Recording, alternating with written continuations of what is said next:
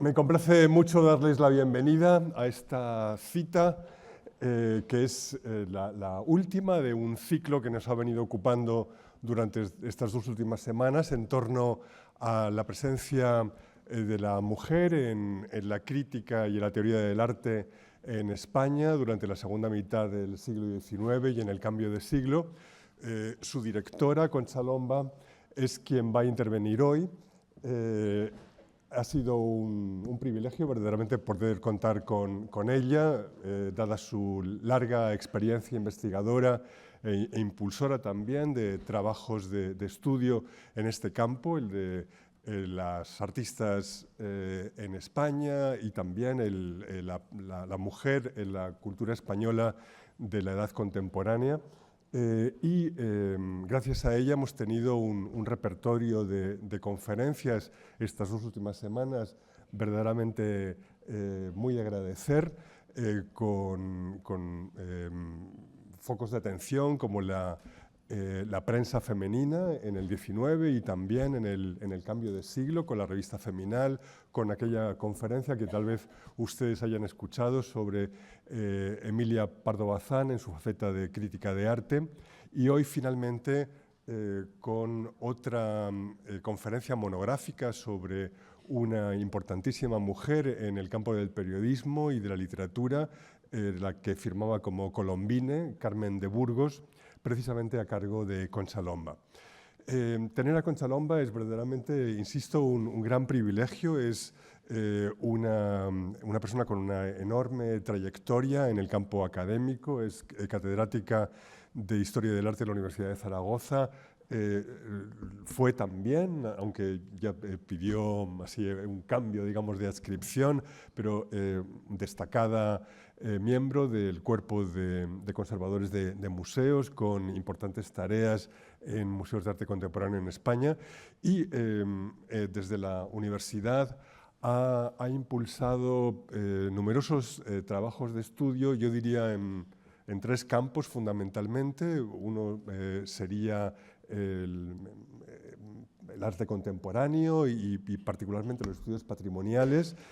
Otro muy destacado es el de la obra de Goya y, en fin, cosas más enraizadas, digamos, en el arte histórico. Y, desde luego, y muy destacadamente, esta faceta de estudiosa, digamos, de estudios o realizadora de estudios feministas, que ha impulsado en muy diversas plataformas, también con insistencia en algunos campos, como estoy pensando ahora en los estudios del gusto, ¿no? Que ha convocado reiterada y regularmente simposios sobre este tema con extraordinarios resultados. Bueno, es así un poco para hacer memoria de a quién vamos a escuchar hoy y sobre todo para agradecerle su presencia, que se haya prestado a dirigir este ciclo que hoy coronamos con su intervención. Gracias.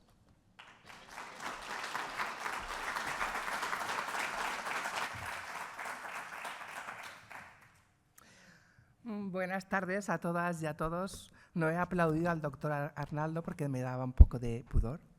Gracias. Quería comenzar esta sesión agradeciéndole a él, a Javier, el que decidiera ofrecernos la posibilidad de plantear y desarrollar este ciclo. Fue él como director de este centro de estudios que organizó y que va desarrollando el Museo del Prado. Decía el primer día cuando inaugurábamos este ciclo que yo creo que fue un acierto real, y él fue, o a él le debemos, el que las mejores y las más significativas teóricas y críticas del arte españolas se difundieran de una forma generalizada. ¿Por qué recordábamos el primer día que si las artistas mujeres han sido olvidadas, han sido silenciadas, han sido postergadas, todos esos adjetivos que les ponemos, pero que siempre son verdades, son certezas? Pues el mundo de las teóricas y el mundo de las críticas todavía es peor, la situación todavía es peor, con estas notabilísimas damas de la teoría, que también ejercieron la crítica de arte durante un periodo bastante complicado como es este siglo XIX, a este largo siglo XIX, al que aludíamos también en la inauguración, y complejo siglo XIX, al que nos hemos ido refiriendo a lo largo de estas 2 semanas. Hoy creo que hoy terminamos el curso. Las personas que han desfilado por esta sala, por esta espléndida sala, eran las mejores posibles y les han desgranado toda esa peculiar historia con Magdalena y Jan comenzando y ese recorrido por las primeras teóricas desde mediados del siglo XIX para hacer un inciso con la gran Emilia Pardo Bazán, notabilísima, también teórica del arte, no solamente escritora, y queríamos con el profesor Arnaldo que se produjera ese salto al comienzos del 20, solamente al inicio. Naturalmente elegimos la revista más notable de cuantas se produjeron, de cuantas se imprimieron en España en ese momento, la revista de Feminal, y nos la explicó quién más sabe sobre esa revista. Y finalmente debíamos acabar con una persona que era la más notable de cuantas trabajaron en este campo y sobre todo la que se ha considerado la primera periodista profesional. Me refiero a nuestra colombine, a esa fantástica Carmen de Burgos de la que me voy a ocupar yo. Es probablemente una de las personalidades más relevantes del siglo XX, de ese cambio del siglo XIX al XX, y sobre todo porque ejerció en una época, decía, tremendamente complicada, ejerció profesionalmente en una época tremendamente complicada como era esa España de los comienzos del siglo. Una época, decía, compleja, en general para toda la historia y la crítica de arte. Piensen que en España, por aquellas fechas, no estaba muy bien definido, no se sabía con certeza qué era la teoría, qué era la crítica. Eran 2 cuestiones que se iban intercalando, pero tanto en hombres como en damas que las ejercían. Al fin y al cabo, en nuestro país las exposiciones nacionales comenzaron tarde, como a mediados del siglo XIX, y fue muy frecuente durante esa época en la que los autores y las autoras ejercieran tanto la crítica artística como la musical, como la cinematográfica, es decir, trabajaban en los distintos campos. Pero si los problemas en general para la historia y para la crítica eran muchos, tanto para hombres como para mujeres, imagínense lo complicado que era para quienes la ejercían desde el género femenino. Al fin y al cabo se estaban entrometiendo en un lugar absolutamente reservado para los varones, algo que les estaba completamente vedado. Y ello, fíjense, estamos moviéndonos en unas fechas, finales de ese siglo XIX, insisto, comienzos del XX, pese a que habían tenido pioneras como la que tienen ustedes en la pantalla. A mí me gusta poner las imágenes de estas grandes damas para que se las reconozca, de esta Josefa Amar y Borbón, que en 1786 se atrevió a escribir un discurso a favor de la educación de la mujer.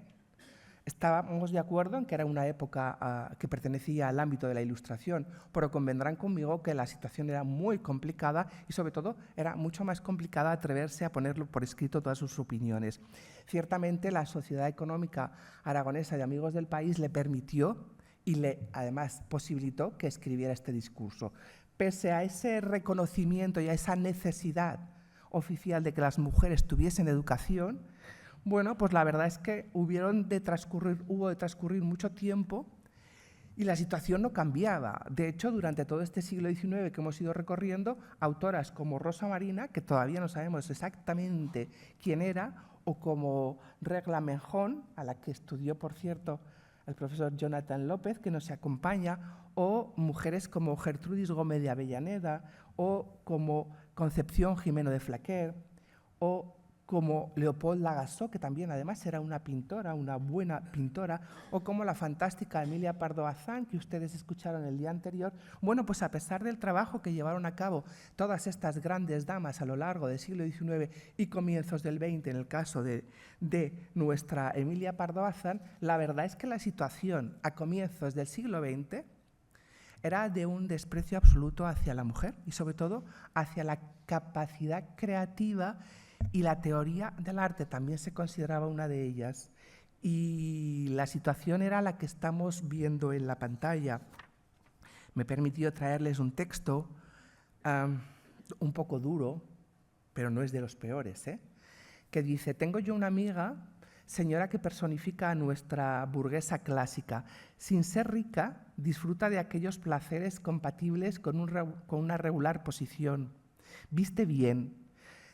Trae sus sombreros de París, se abona un palco en la temporada de invierno y hace anualmente un viajecito a San Sebastián. En cuanto a cultura, posee los conocimientos generales de la mujer educada en un convento de monjas.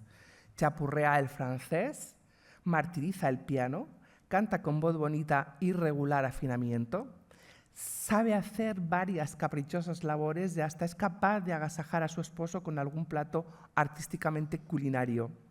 Pero que no la saquen de ahí, porque entonces desaparece el barniz de cultura y queda al descubierto la burguesa ignorante de mentalidad escasa que forma el tipo corriente entre dicha clase social.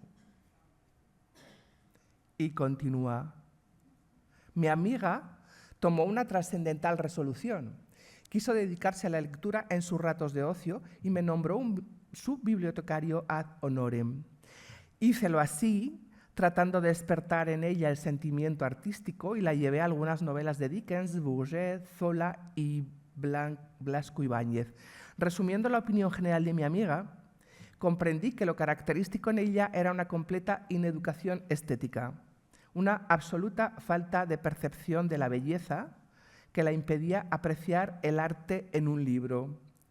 Mi amiga, tan incapaz de sentir lo bello, tan prosaica en su frivolidad, tan ignorante, bajo su barniz de cultura, no es una excepción entre la clase media y parte de la aristocracia española. Las modas, los teatros, la iglesia, las amigas, las murmuraciones, los pequeños e incómodos viajes obligados a San Sebastián, que solo son pretexto para lucir toilette elegantes y dar que hablar a las amigas menos afortunadas, constituyen con las prosaicas atenciones del hogar su existencia entera. La verdad es que quien firmaba, mucho más largo el artículo de lo que les he leído, este texto se supone que un periodista bastante avanzado, decían de una ideología avanzada.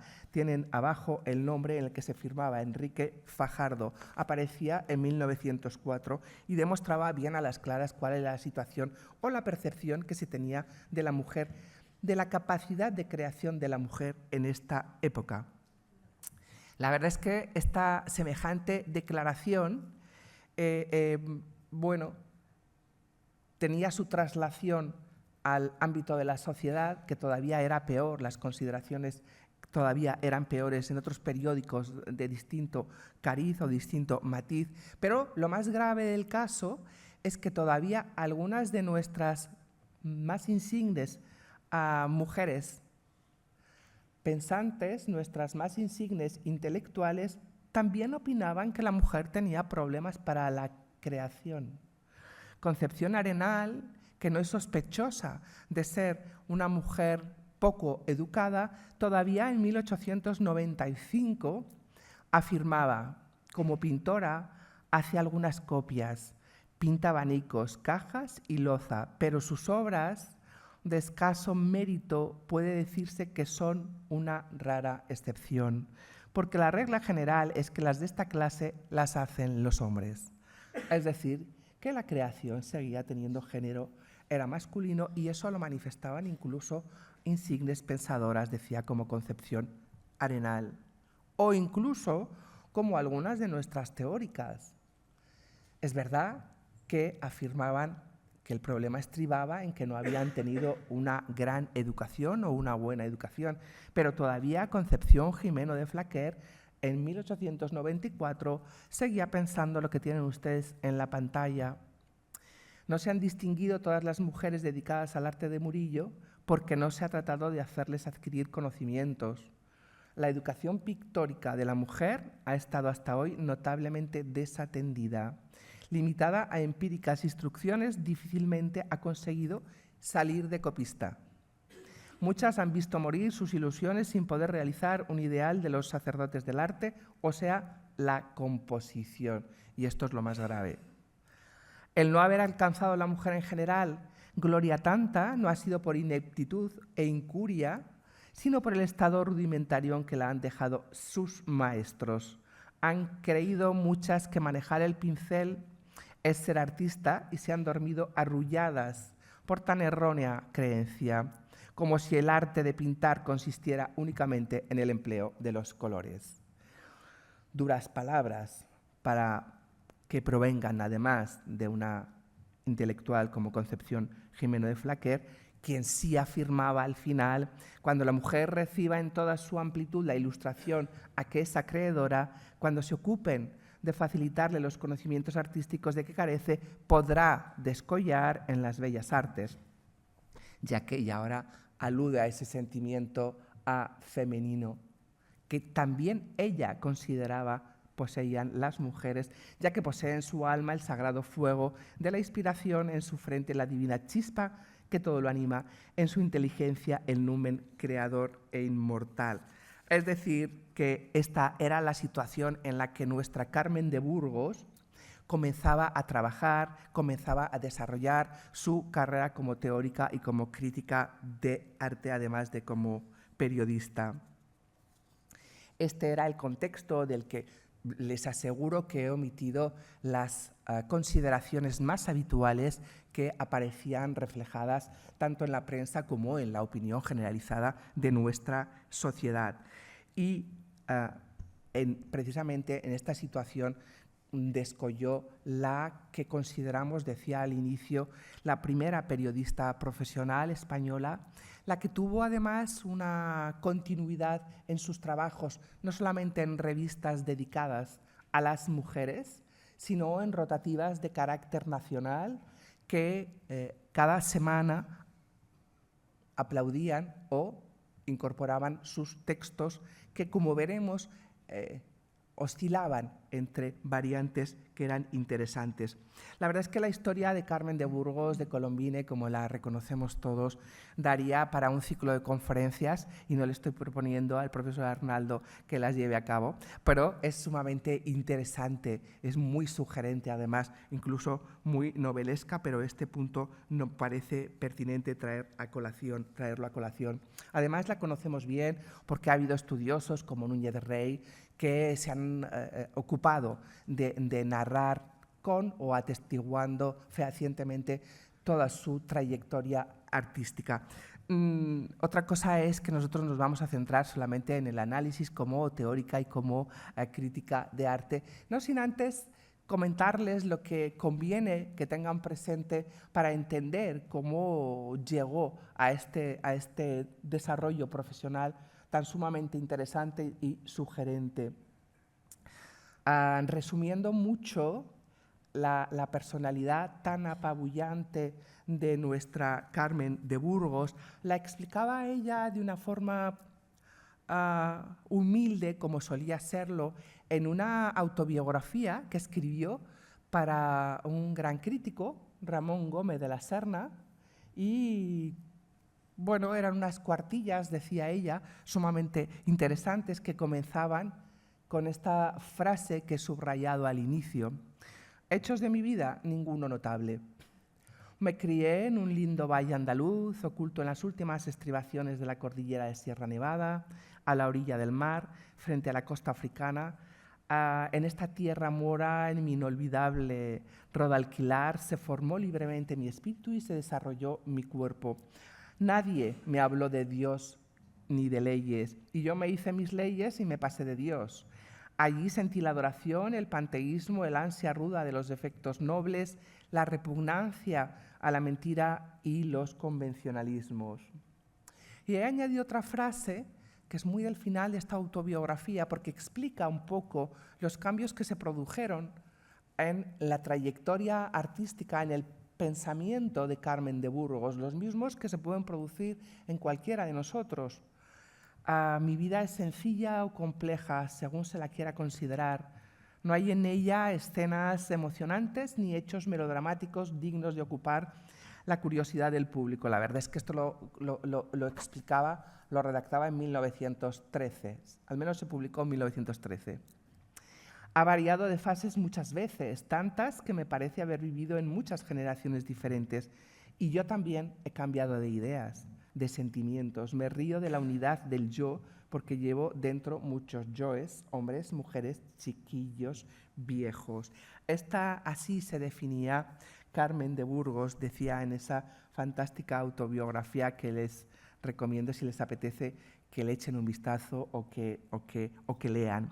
Provenía de una familia notable, como la mayoría de las protagonistas que han ocupado las conferencias de estos días en el Museo del Prado, de una familia cultivada, que además le permitió estudiar con una complicidad digna de elogio, de manera que pudo pronto emplear su carrera de magisterio para mantenerse de forma independiente, puesto que muy pronto, después de casarse, se tuvo que separar, decidió separarse, habida cuenta del maltrato que su marido, por cierto, un artista, en este caso poeta, le infringía. La verdad es que ella decidió separarse e irse con su hija a Madrid y comenzar una nueva vida que pudo vivir, decían, gracias precisamente a que disponía de unos instrumentos que le permitieron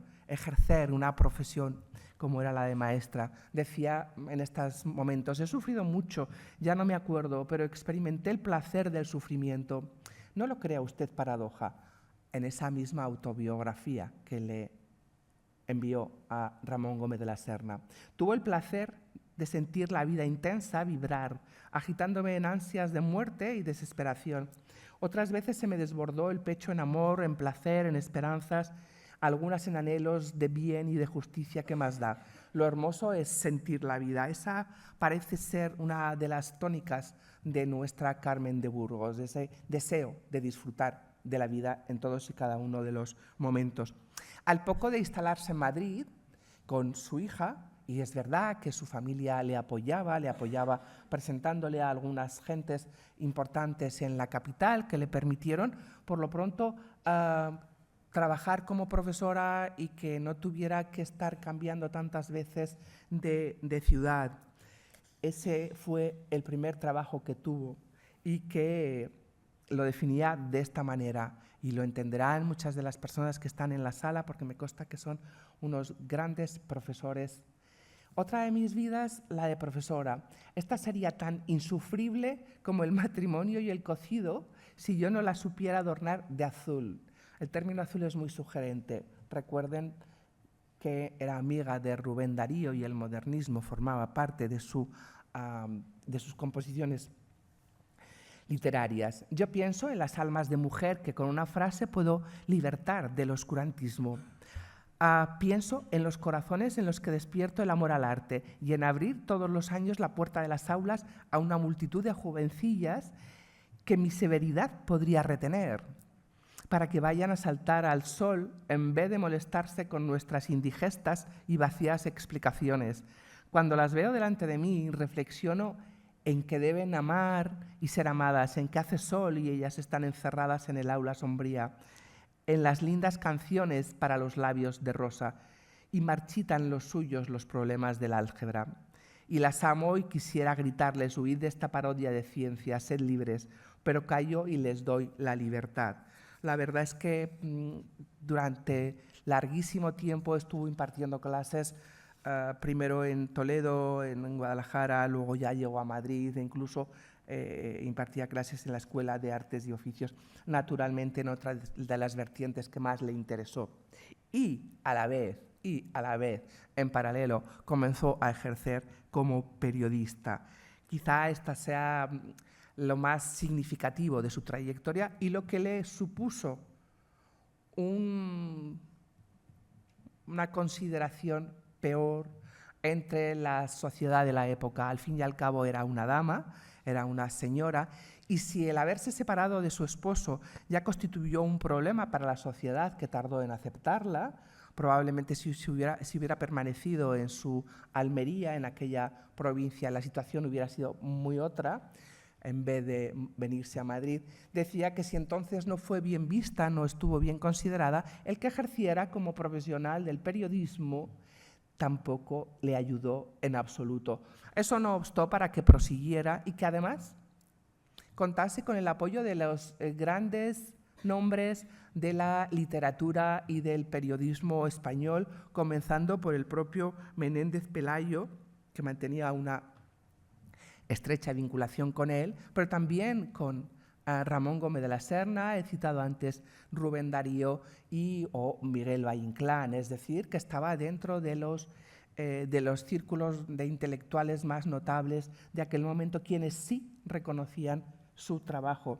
Un trabajo que comenzó en este diario Universal, en el que tenía una columna constante y una columna que se dedicaba desde 1903, una columna que iba alternando muy inteligentemente entre aspectos relativos a los consejos para la mujer.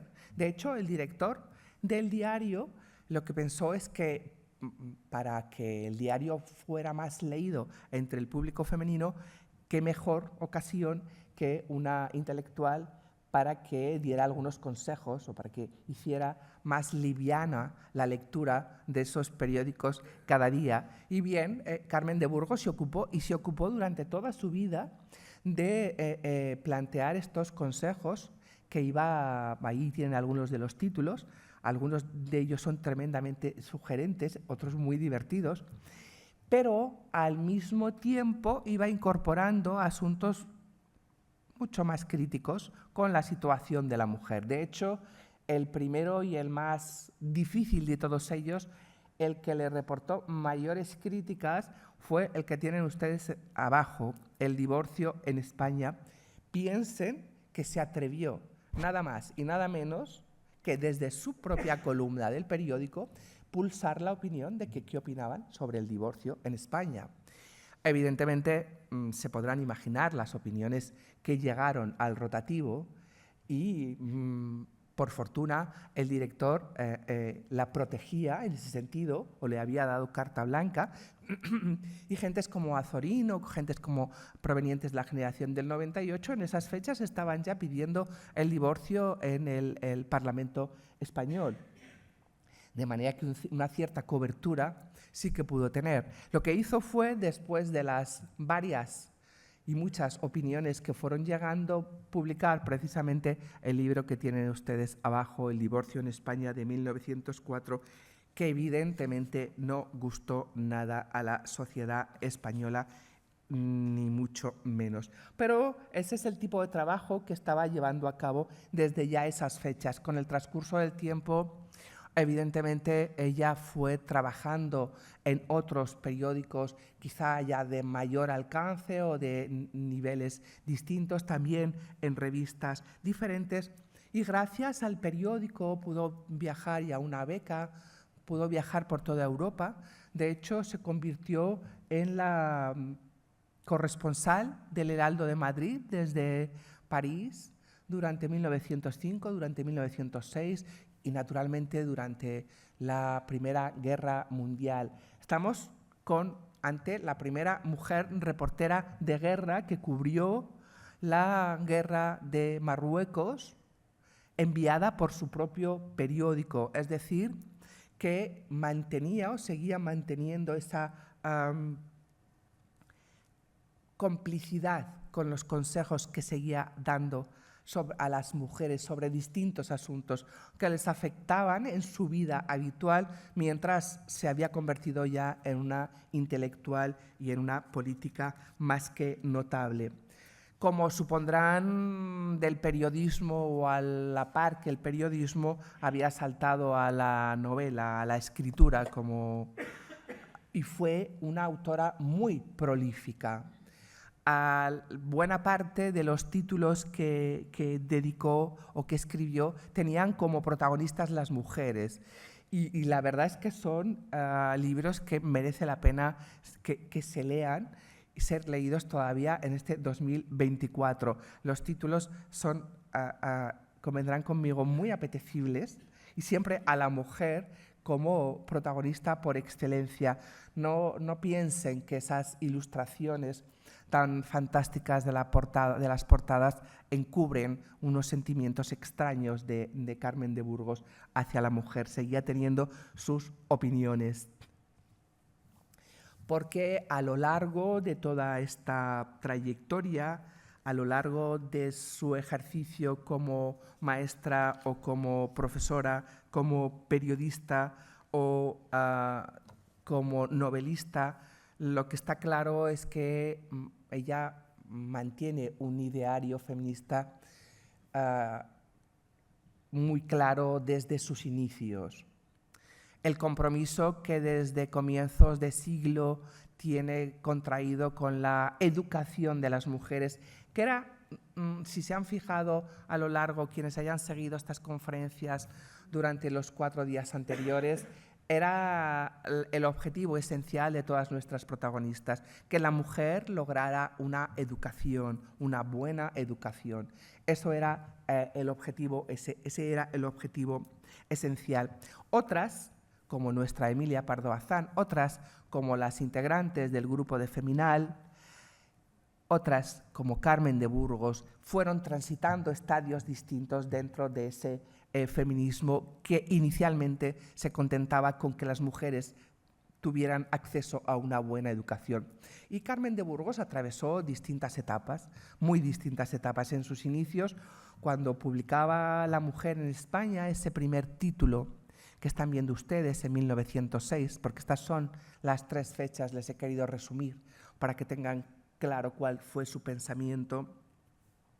En esta primera época lo que defendía Carmen de Burgos es que la esencia de las mujeres, aunque debían tener acceso a la educación, eso era imprescindible para ella, lo esencial para las mujeres era que se dedicasen al cuidado de sus esposos y el cuidado de sus hijos.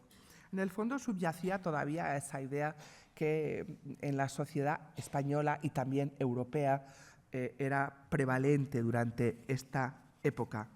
Pero con el transcurso del tiempo fue matizando sus opiniones.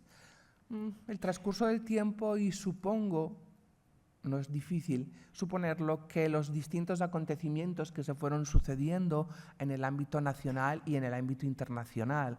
No olviden que sus viajes a Europa o la Primera Guerra Mundial y su cierto compromiso con el pacifismo inicialmente y el impulso definitivo a ese pacifismo después, bueno, le hicieron cambiar de opinión. Y en esta Misión social de la mujer que escribió en 1911, el cambio ya era más claro, aunque se dedicaba radicalmente en contra del feminismo. Por esta época ocurriría lo que todavía sucede hoy en día, y hago un inciso, esas discrepancias en torno al feminismo, sencillamente porque hay personas que el término les produce un poco de miedo. Bien, Carmen de Burgos todavía en 1911 estimaba que no he logrado fiarme aún de la verdadera acepción de la palabra feminismo. La he oído emplear unas veces denominando a esas mujeres envanecidas que se creían superiores porque aprendieron a saludar la ciencia, sin penetrar en el laberinto a cuyo fin nos espera la grande e incontestable ciencia. La he oído aplicar a mujeres masculinizadas que abominan del amor y del hogar, esas que visten sombreritos redondos, trajes sastre, sin un encaje, sin una flor, sin un perfume. La he oído usar también simbolizando en ella la causa del progreso, de la emancipación y de la cultura de la mujer. Así es que en realidad no sé si soy feminista. Bueno, esta era su opinión en 1911, que había cambiado sustancialmente ya.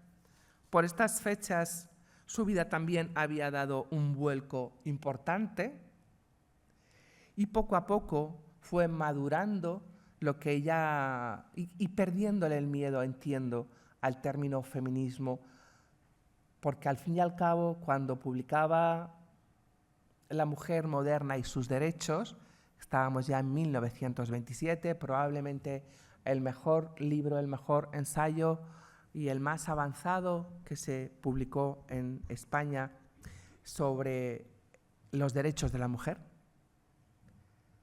La mujer siempre desde un estadio de un grupo social cultivado, un grupo social no el habitual en toda nuestra sociedad. En estos momentos ya Carmen de Burgos se había declarado plenamente feminista. Decía: el feminismo no está reñido con la feminidad.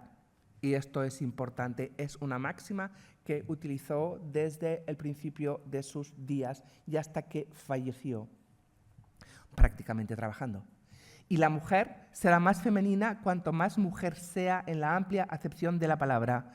Ser femenina, como quieren las ilusas, es estar sometida solo a los imperativos sexuales, sin aspirar más que a ser nodriza y gobernante. Ser feminista es ser mujer respetada, consciente, con personalidad, con derechos que no se oponen al amor, al hogar o a la maternidad. El feminismo, con las diversas ramas que nacen de su único tronco, no es más que la vindicación de los derechos de la mujer.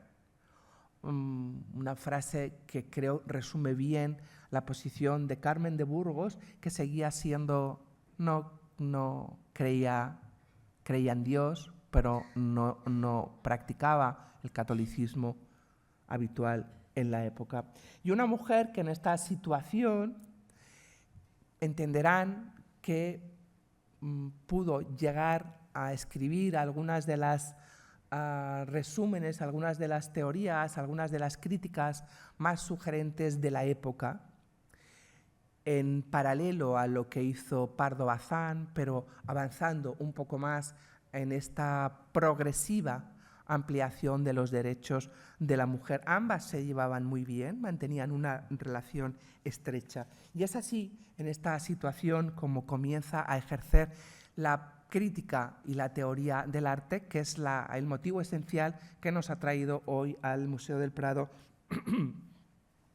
con nuestra protagonista Carmen de Burgos. Yo a veces prefiero llamarle Carmen de Burgos en vez de Colombine, aunque tiene bastante interés el motivo por el que se utilizó este seudónimo más que los anteriores.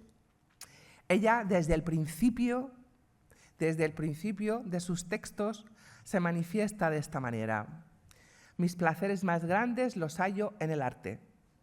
Extasiarme ante los cuadros del arte de Beato Angélico o de Andrea Orellana, con la sonrisa de enigma de la Gioconda de Vinci o con las escuelas tan diferentes de Velázquez, Tiziano, Rivera y el Greco.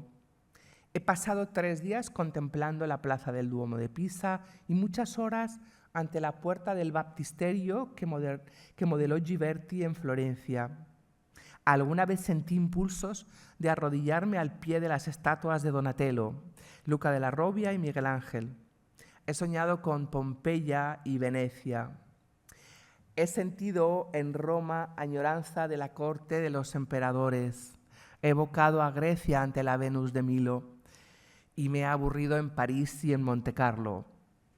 Bueno, Ramón Gómez de la Serna decía que ella necesitaba ir constantemente a París, que cada año necesitaba acudir a París para ver algunas de las exposiciones y algunos de los museos, lo mismo que hacía habitualmente cuando estaba en España y acudía regularmente a este museo, al Museo del Prado. Con estas palabras se definía perfectamente su creencia por el arte en aquella autobiografía a la que he aludido, y que además puso en práctica en las clases que ejerció como profesora, también en este caso de elementos de la historia del arte. Por estas fechas, todavía y hasta la Primera Guerra Mundial, ¿se acuerdan que hemos dicho que Colombine todavía no se había definido como una mujer feminista? Carmen de Burgos era muy heterodoxa en la teoría del arte y en la crítica de arte. En realidad, a ella le interesaban sobre todo los estudios más filosóficos y más teóricos de Ruskin, de Viollet-le-Duc, es decir, funcionaba más en la línea de Menéndez Pelayo y su volumen sobre las ideas estéticas. Era más conservadora de lo que pensábamos, pero seguía siendo enormemente culta. De hecho, traducía algunas de los teóricos más notables europeos y algunos de los críticos más notables también del italiano y del francés. Y además, con el transcurso del tiempo, enseguida se adentró en la crítica. De hecho, en 1908 ya funda esta revista que tienen ustedes a su izquierda, Revista Crítica, en la que empezó a dar a conocer sus opiniones y las opiniones de la gente ya más avanzada sobre los asuntos que más le interesaron, como la creación contemporánea o como el ecosistema de las artes. Pero a la vez, porque esta revista duró muy poco, apenas un año, a la vez seguía publicando en Prometeo. Y Prometeo, todos ustedes saben que es esa revista fantástica que dirigía Ramón Gómez de la Serna y que ya en esta época era uno de sus más habituales amigos y que acudían a las tertulias que organizaba Carmen de Burgos en su casa, lo mismo que el crítico José Francés, a quien tanto el profesor Javier Pérez Segura como el profesor Jaime Brihuega le han dedicado algunos estudios. Bien, ella continuaba trabajando también o publicando textos en Prometeo, con lo cual su avance en las ideas estéticas se iba haciendo de una más perceptible cada vez. Por estas fechas ya comenzó su relación amorosa con Ramón Gómez de la Serna, seguían sin vivir juntos y eso es importante decirlo porque evidentemente no era algo muy habitual en la España de la época ni en el Madrid de la época, pero seguía siendo una persona absolutamente respetada ahora ya cada vez por círculos más amplios de nuestra sociedad. Esas son las imágenes de aquellas fantásticas épocas. Y en este contexto es cuando comienza a trabajar en lo que les decía eran sus intereses prioritarios para no alargarme en exceso. La creación contemporánea, desde luego, lo fue. Ahora veremos desde qué punto de vista. También las mujeres artistas, pero también desde un punto de vista muy especial. Y, por supuesto, el ecosistema artístico o, si quieren, o si lo prefieren, la cultura artística. Ella estaba claro que sentía una enorme pasión por el arte antiguo. Era una gran conocedora del arte del Renacimiento, esencialmente. Le interesaba profundamente el barroco y llegó a partir de ahí a la creación contemporánea. Para que se hagan una idea de sus gustos, dentro de los autores españoles, naturalmente el Greco, Velázquez y naturalmente Goya, y me repito, eran sus predilectos. En el ámbito internacional, Leonardo da Vinci y Rafael, aunque opuestos, constituían junto con Rembrandt y Van Dyck algunas de sus apuestas estéticas más claras. Y en ese ámbito, desde ese punto de vista, se enfrentaba a la creación contemporánea que conocía bien y de la que le interesó básicamente, o de la que le interesaba sobre todo, el contexto en el que se producía. Era muy crítica y muy divertida en las novelas en las que reflejó el ambiente de la época. En esta, tienen ustedes en la pantalla la portada de El veneno del arte, una de sus novelas mejores dedicadas al ámbito artístico, en la que va recreando la historia de una tertulia del Madrid de la época, de una marquesa que recibía en su casa a todo tipo de artistas, tanto los más habituales, los más consagrados, incluido Paradilla, el profesor Wilfredo Rincón se alegrará, y los más jóvenes, aquellos que venían de provincias y a los que criticaba ampliamente, con una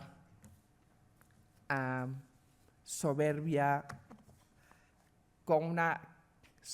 y con una divertida lengua que utilizaba. Madrid, este ambiente les envenenaba. Querían hacerse notar a toda costa, no tenían paciencia para estudiar y trabajar. Creían las extravagancias, el camino del arte, las largas melenas, los trajes estrambóticos, el encanallamiento moral, hablar de todo, de estudiar sin estudiar nada, destrozar reputaciones, soñar con un arte nuevo de desquiciamiento, sin base, sin realidad, abominando la naturaleza. Algunos traían míseras pensiones que gastaban en vicios, se creían Petronios en miniatura en sus orgías baratas, en las cuales tomaban hachís mezclado con caldo de aceitunas. Por eso eran geniales y miraban con desprecio al hortera, al joven modesto y a los compañeros que trabajaban y producían. Después de un largo periodo hablando de estas cuestiones, de estos encuentros, de las descripciones de los distintos jóvenes que llegaban a casa de la marquesa, es decir, de los más modernos que se daban cita en el Madrid de la época, al final los dos protagonistas se encuentran 9 años después y hacen un balance o plantean un balance de lo que ha sucedido. Y el hijo de la marquesa, se llamaba Luis, le pregunta a María, pero volviendo a lo que hablábamos antes, María, ¿cree usted que en toda esta generación no existe un solo artista? No es eso, es que van extraviados, son como niños que quieren empezar a correr sin andadores, se quedan zambos. Yo tengo fe en algunos de ellos, sí, pero no en los que pertenecen a esa bohemia canallesca, ni en los genios improvisados, sino en los jóvenes sensatos que leen, trabajan y estudian. Dígame usted, y de todos aquellos muchachos pintores, escultores y músicos, aquellos Donatellos y Vincis en miniatura? Y le responde ella, se destrozaron todos, amigo mío. María empezó entonces a narrarle a Luis las tristezas de aquellas vidas envenenadas por el arte. Ese ambiente que tiene mucho que ver con el que ella había vivido primero con su esposo y luego en las distintas tertulias a las que acudía en ese Madrid y también en París o incluso en Florencia, otra de las ciudades a las que visitaba, era el que describía, el que conocía y sobre todo el que criticaba con este sarcasmo que están viendo ustedes. Esa parte de los artistas de la creación contemporánea, ese ambiente, es uno de los aspectos que trató con más detenimiento. Desde el punto de vista de la crítica, no llegó a plantear grandes análisis de los, hablo en masculino, de los creadores. Ella estaba más interesada por gentes como Sorolla, como Zuloaga, o como el propio Romero de Torres, que la retrató en 1917, aquí lo están viendo. Le gustaban más su práctica artística.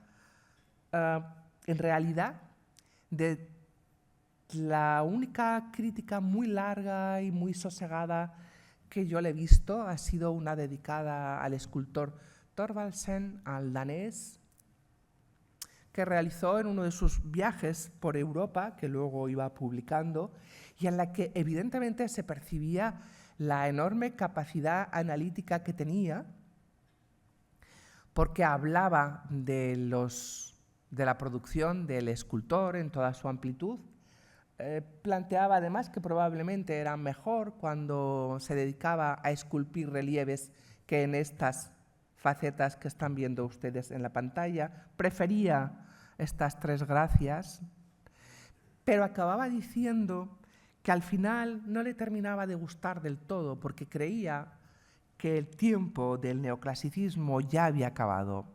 Es decir, que si en algún momento yo he podido pensar, y muchos de nosotros hemos podido pensar, que lo que le ocurre a Carmen de Burgos es que tiene una predilección clara por lo clásico, por la figuración más clásica, bueno, pues no está tan claro. Desde luego le interesa más el romanticismo o el modernismo figurativo, pero no tanto el neoclasicismo. En ese contexto es como se estaba moviendo con los creadores contemporáneos. Sí, a cambio, se ocupa también de las mujeres artistas. He dicho a cambio porque aquí la situación también varía. Inicialmente, y como habrán podido suponer, y hasta esa Primera Guerra Mundial, la opinión sobre las artistas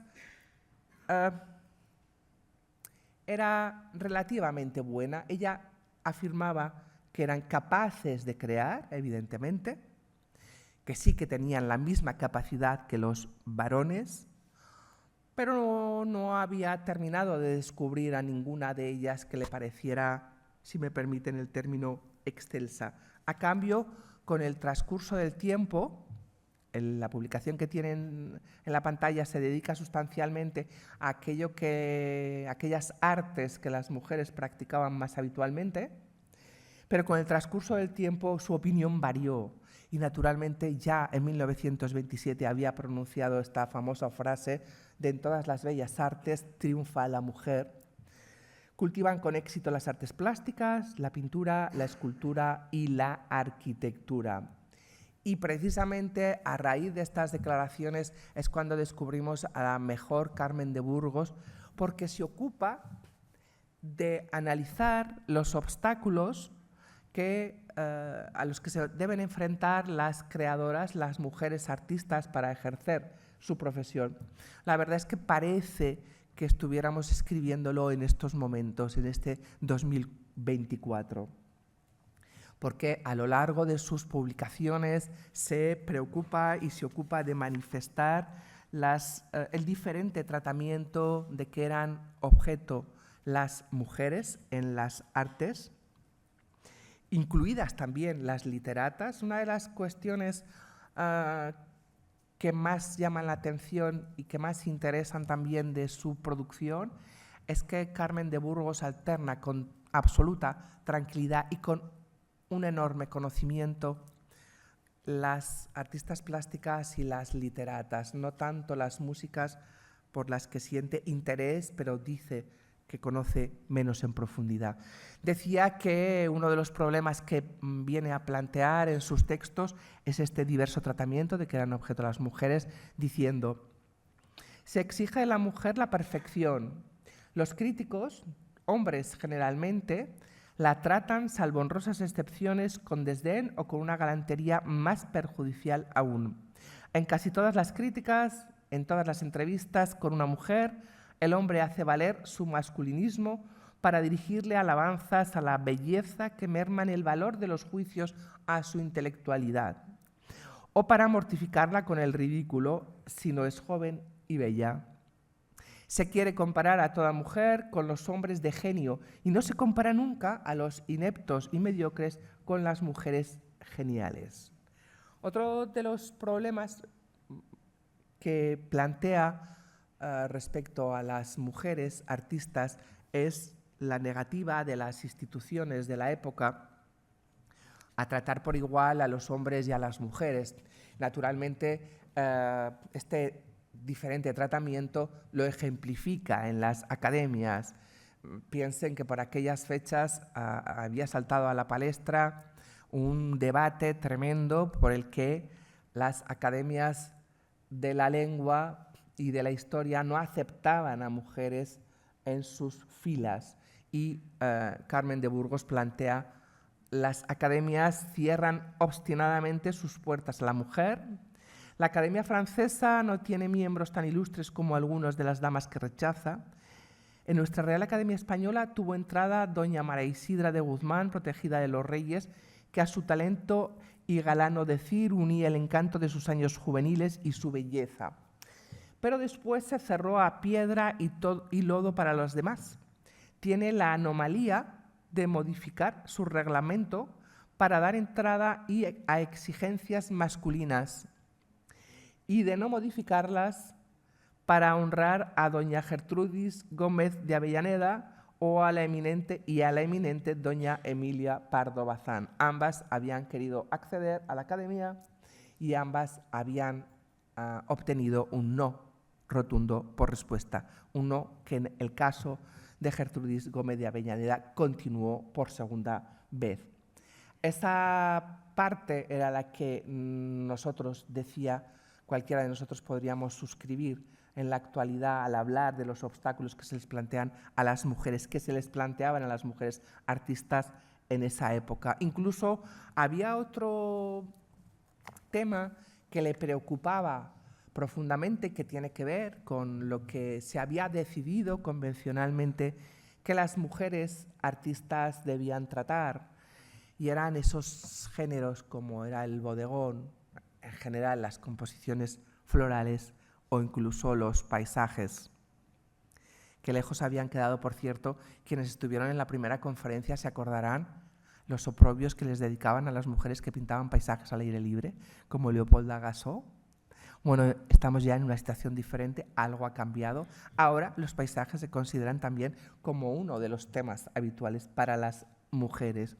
Y recordaba nuestra Carmen de Burgos, pocos cuadros, cuando había visitado un salón, pocos cuadros detenían el paso de los admiradores. La naturaleza muerta, ese recurso de los artistas sin inspiración, del que tanto abusa, salvo en honrosas excepciones, el pincel femenino, abundan por todas partes. Yo a veces tengo la impresión, leyendo estas palabras, no sé ustedes qué opinarán, tampoco vamos a hacer un enorme debate, que Carmen de Burgos tenía sus dudas respecto a todas estas, algunas de las artistas mujeres que concurrían a determinados certámenes en los que solo presentaban composiciones florales o bodegones. Bien, esta era la situación que planteaba respecto a las artistas mujeres.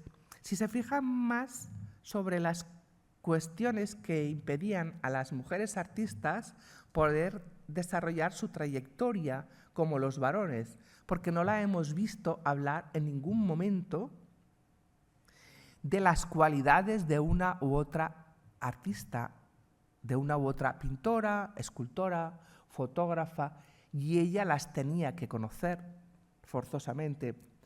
Yo tengo algunas dudas que entiendo que con el tiempo solucionaremos, y es que ella, cuando Ángeles Santos pintó este famoso y fantástico autorretrato, famoso ahora, a 1928, Carmen de Burgos tuvo que verlo, forzosamente. Ángeles Santos era la más reconocida de las artistas por Ramón Gómez de la Serna, la más aplaudida, de manera que tuvo que conocerlo, pero nada nos cuenta, nada nos dice, por lo menos que sepamos o que hayamos podido colegir de una manera clara.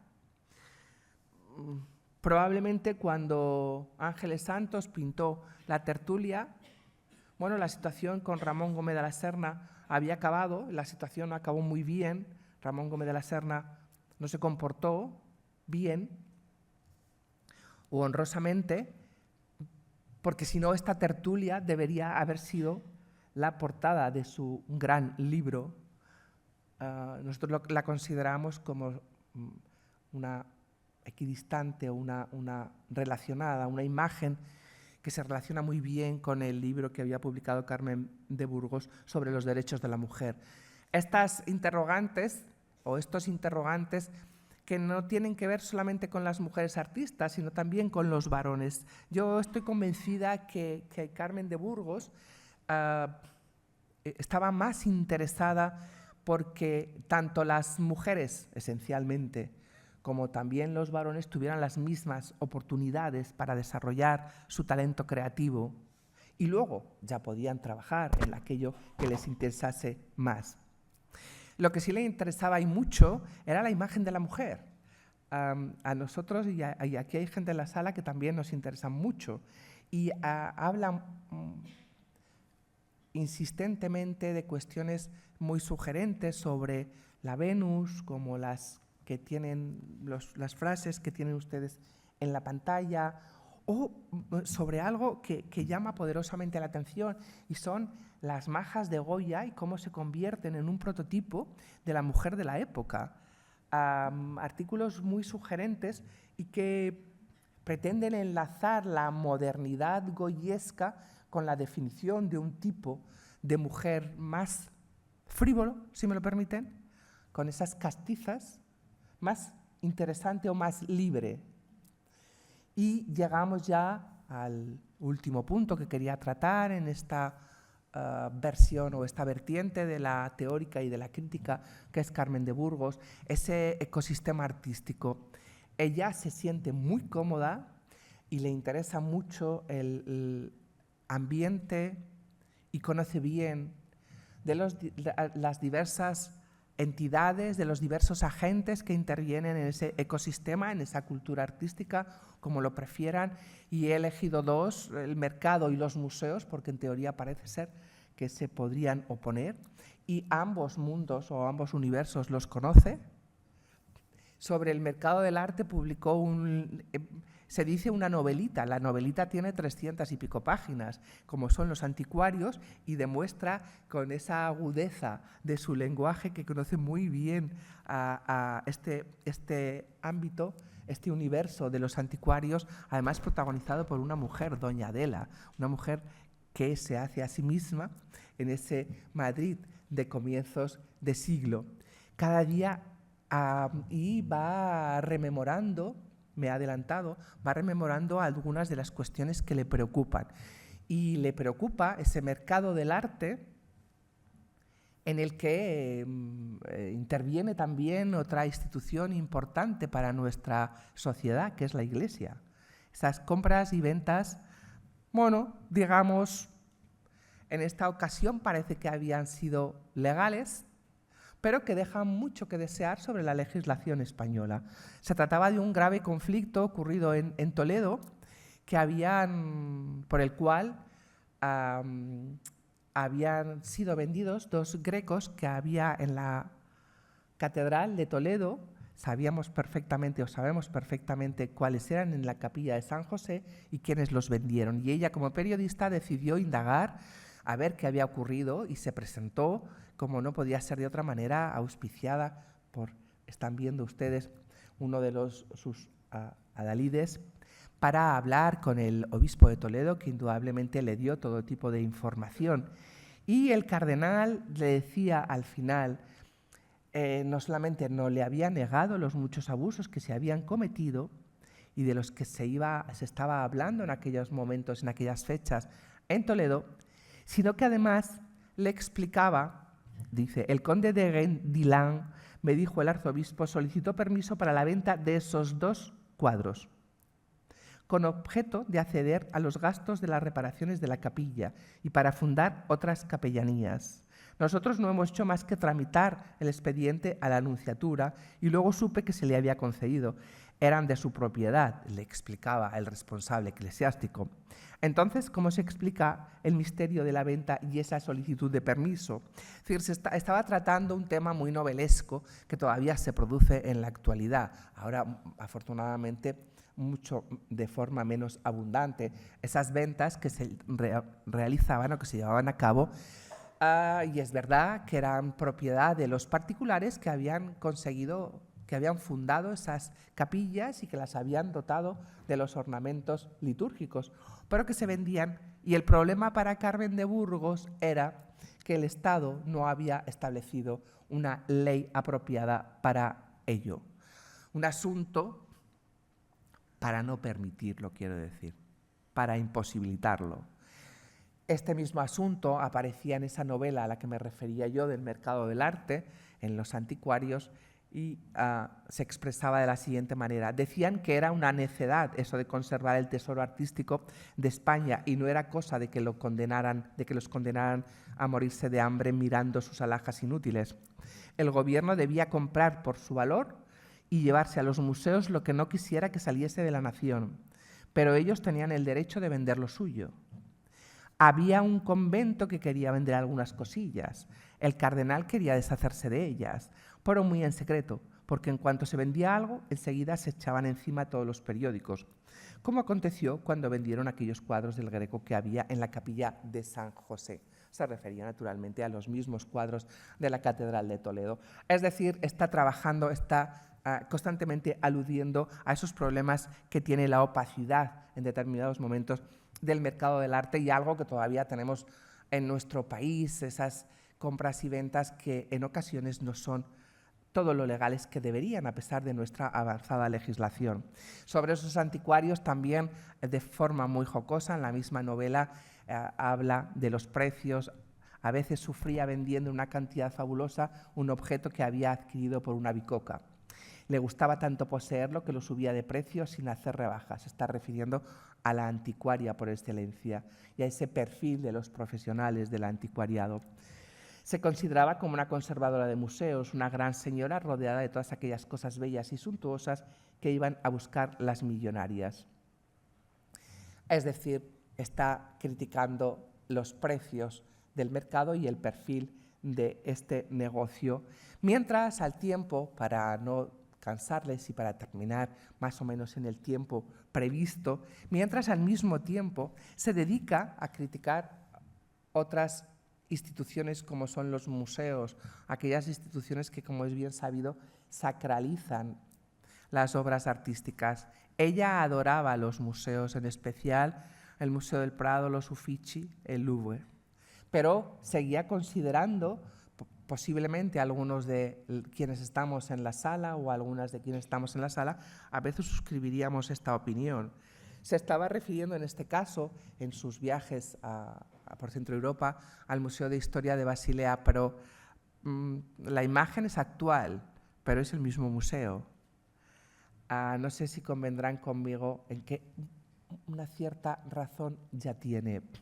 Un museo de historia, por interesante que sea, entristece siempre. Este de Basilea se había instalado en la antigua Iglesia Católica. Las catedrales y las iglesias católicas cerradas ya al culto no deberían servir para nada. Se entra en las naves y dan frío. Hay olor a humedad en lugar de este tibio olor a incienso quemado y de las flores marchitas en los altares que son tan adormecedores y tan vagos. Cuando se penetra en su recinto, lleno de objetos mediocres, se ve su desolación y su abandono y vienen a herir el sentimiento con la sensación de lo inútil. En realidad está planteando lo que en síntesis piensa que los museos producen como instituciones y que se podría certificar en esta